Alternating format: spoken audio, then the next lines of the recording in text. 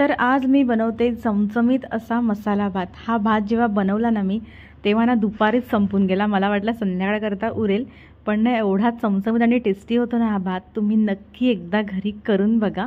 या भाताकरता तुम्हाला बाहेरून अजून काही आणायची गरज नाही। घरच्याच जिन्नसपासून घरच्याच मसाल्यांपासून तुम्ही असा चमचमीत भात घरच्या घरी बनवू शकता।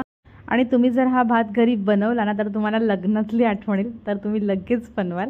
तर चला वेळ न वाया घालवता पटकन रेसिपीला सुरुवात करूया। तर सर्वात पहिले आता इथे मी एक पातेलं घेतलेलं आहे। थोडंसं तेल घालून घेऊया। तेल छान गरम होऊ द्यायचे। त्यानंतर यामध्ये घालायचे मोहरी, जिरं।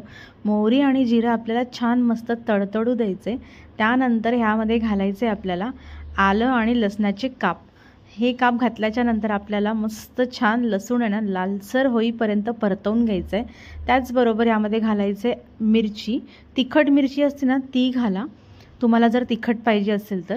त्यानंतर यामध्ये मी घातलेला आहे उभा चिरलेला कांदा, दालचिनी आणि तेजपत्ता। हे सर्व थोडेसे खडे मसाले घालून घ्यायचे आपल्याला।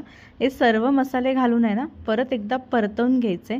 कांदा आपल्याला छान मस्त गोल्डन ब्राऊन करून घ्यायचा आहे। त्यानंतर यामध्ये मी घालते बारीक चिरलेले टोमॅटो, शिमला मिरची, बटाटे, गाजर, त्याचबरोबर वाटाणे। तुमच्या आवडत्या भाज्या तुम्ही इथे घालू शकता आणि थोडासा कढीपत्ता।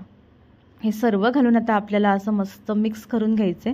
भाज्या आपल्याला आहे ना अशाच ना तेलामध्ये छान परतवून घ्यायच्या आणि ना थोडंसं वाफ काढून घ्यायची। झाकण बंद करून घ्यायचे। झाकण बंद करून आपल्याला थोडीशी वाफ काढून घ्यायची।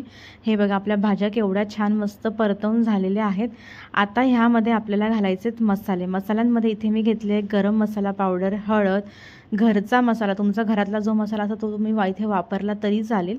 त्याचबरोबर काश्मीरी पावडर आणि थोडीशी कोथिंबीर। आता हे सर्व घालून आपल्याला पुन्हा एकदा हे मसाले तेलामध्ये छान असे मस्त परतवून घ्यायचे।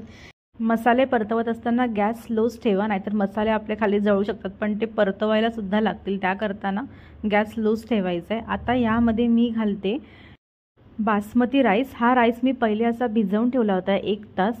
तुम्ही कुठलाही बासमती राईस घेतला तरी चालेल। आता मसाला आणि भाज्यांबरोबर हा राईस असा मस्त छान मिक्स करून घ्यायचा आहे, जेणेकरून मसाले सर्व साईडला भाताला, तांदळाला लागले पाहिजे। हे बघा सर्व आता असं मी व्यवस्थित असं मिक्स करून घेते। आता ह्यामध्ये मी घालते गरम पाणी। थंड पाणी घालू नका, त्यामुळे ना चव थोडीशी ना जाते, त्यामुळे ना गरम पाणीच घाला। त्याचबरोबर इथे घालून घेते चवीपुरतं मीठ आणि परत एकदा छान असं मस्त मिक्स करून घेते। आता आपल्याला झाकण लावून आहे ना छान अशी मस्त एक उकळी काढून घ्यायची आणि भात छान शिजवून घ्यायचा आहे। तर हे बघा थोड्या वेळाने 10 मिनिटानंतर हे बघा केवढी छान मस्त उकळी आलेली आहे। आता हे परत एकदा आपण झाकण लावून आहे ना भात छान शिजवून घेऊया। आता याच्यामध्ये पाणी घालायची काहीही गरज नाही आहे। तर हे बघा मी झाकण लावून घेते पुन्हा एकदा। तर हे बघा आपला भात केवढा मस्त तयार झालेला आहे, तुम्ही बघू शकता इथे। हे बघा केवढा मस्त आपला भात मोकळा मोकळा आणि सुटसुटीत असा भात तयार झालेला आहे।